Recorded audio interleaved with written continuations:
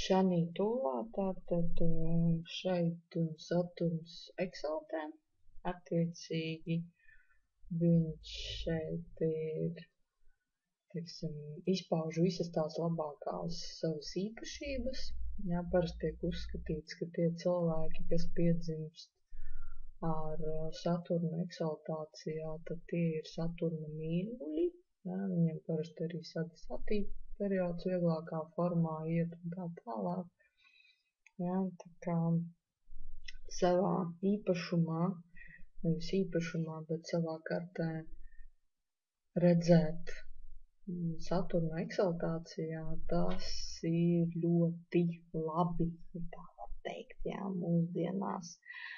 Un tiek uzskatīts, ka tie cilvēki ļoti ilgi dzīvos.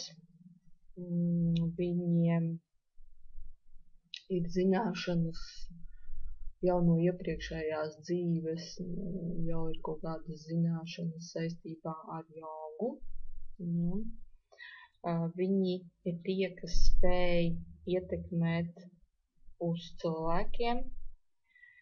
Viņiem arī tā kā Saturns pārstāv lauksaimniecību, jā, tad attiecīgi šajā jomā cilvēkiem arī tā kā, ja viņš izdomā, izlemj darboties šajā jomā, tad tas ir ļoti labi priekš viņiem.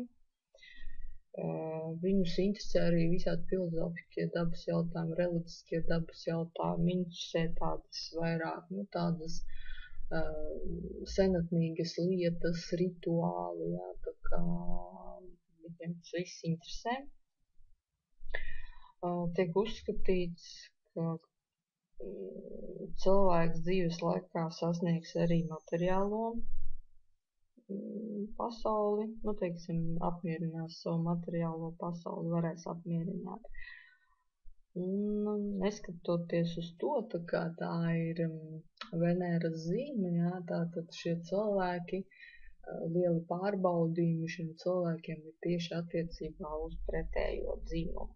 Jā, tā kā tas ir tāds, ka viņam tā kā visas dzīves laikā ir jābūt uzmanīgam, jā, lai tā kā izvēlētos varbūt to pareizo partneri, atrastu to īsto un vienīgo.